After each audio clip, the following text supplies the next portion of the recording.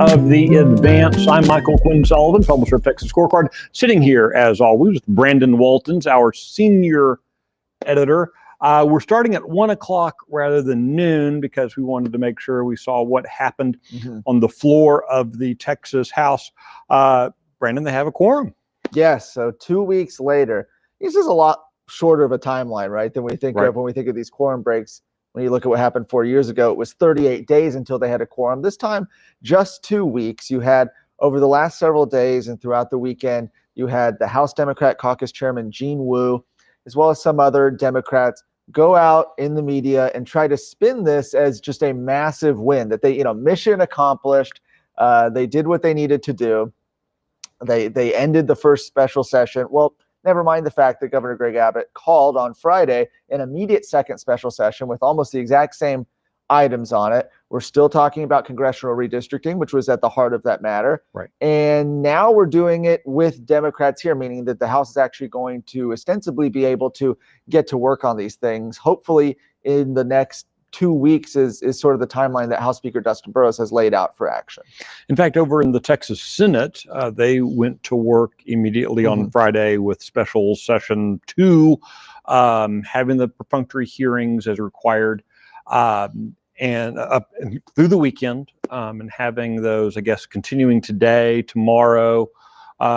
Possibility the Senate might be done with their work this week. Well, they could be. I mean, they already passed last special session, last week. They already passed every item that was on Abbott's agenda during that time. And so they've made the argument that, look, we can move pretty quickly through these hearings, given the fact that we already have legislation that we know is ready to pass on the floor. The Senate wasn't the obstacle. It was the House this time because of those House Democrats breaking quorum. And so I would expect to see the Senate move pretty quickly. There's not a lot new to discuss, and then send those bills over to the House, where already you're seeing committees begin to be scheduled over there. What bills get taken up first, and what changes, if any, happen. Those are the questions that remain to be seen right now.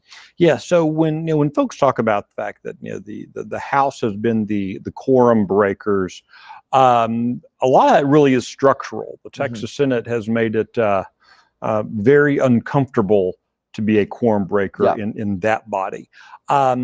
We should probably address the elephant dancing in the room. While the House rules would seem to say if you break quorum, you're going to get a $500 per day fine, none of that was addressed today. Certainly was not the conversation. Neither was any of the other additional penalties that we've heard members say that they would like to see inflicted, things like removing vice chairmanships from some of the Democrats who fled, not just to get rid of that sort of vice leadership position, but also to take away the additional office budgets that come alongside that. You also have discussion of, well, perhaps the House should act more like the Senate and remove, or ding some of the members who left for their seniority.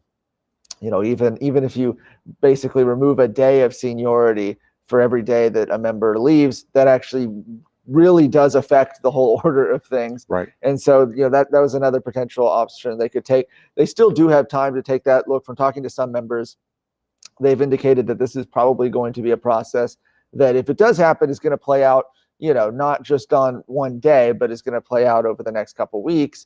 But at the same time, obviously, it's understandable that people watching this, and who have watched for the last 2 weeks, Democrats obstruct and Republican leadership talk about dropping down the hammer, bringing down the hammer when they come back. Understandable that some people are probably going to be a little frustrated that none of that was really addressed on this first day. Now, the call of the House is still out there, which essentially means that the doors are still locked. They need permission to leave. Right. Interestingly, the Democrats who fled are now under the escort of a DPS officer. They all have a DPS officer. They have to report back on Wednesday. And by the way, what a crummy gig for the DPS officers. I mean, some of these people you don't want to spend that much time with. Now they're going to be wandering around the Capitol and going to HEB and whatever else with them. That seems like it feels like we're punishing the DPS for existing, quite frankly. Yes, so it'll be interesting to see how hands-on that escort process really is. But that was essentially all that was really said about those who left. Speaker Dustin Burrows said that they want to keep having a chamber where the minority party is able to have a voice in the process. What exactly that means, we will see. But certainly, I think there's a lot of opportunity ahead for them to follow up and follow through on some of the threats that we have heard over the last couple of weeks. All right, so we've got the Senate committee meetings going on, House committee meetings now starting to get scheduled. The speaker had indicated he wanted to be done by essentially Labor Day. Yes. How feasible do you think that is? Well, I think it's very feasible to get done at least some of the big items. Certainly, I think congressional redistricting is the must-pass item.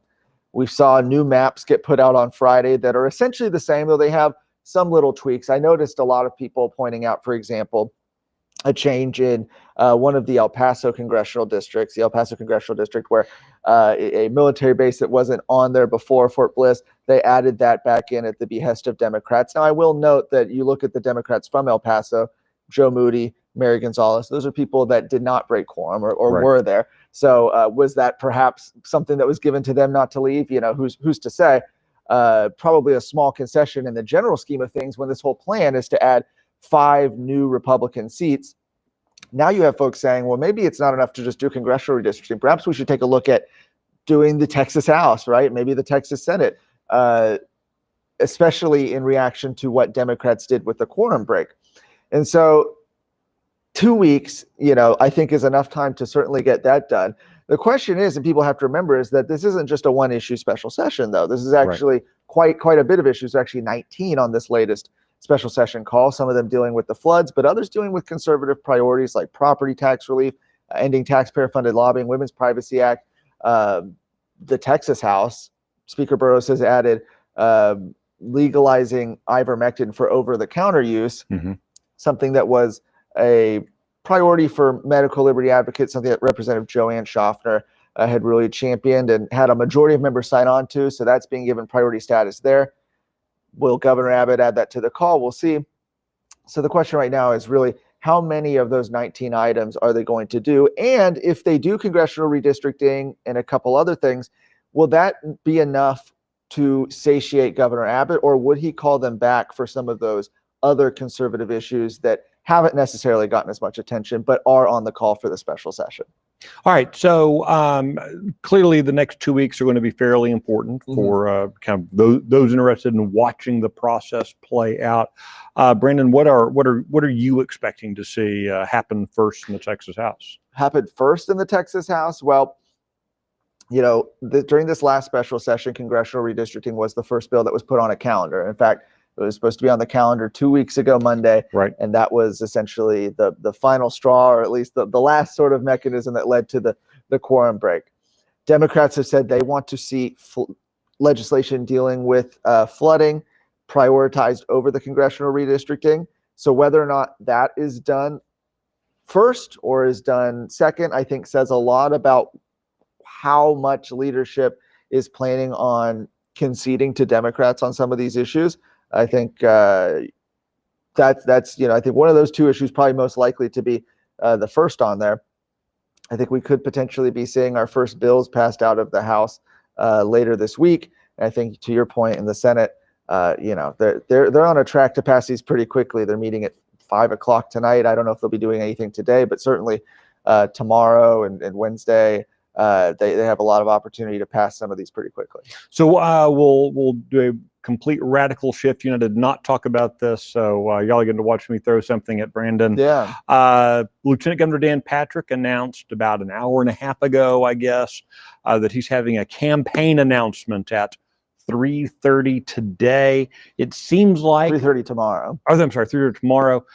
It seems like we've already heard him announce for re-election. Any guess what we're going to be hearing him talk about related to his re-election bid? Well, we hadn't talked about it because right before we went on, we now know that it is his re-election announcement.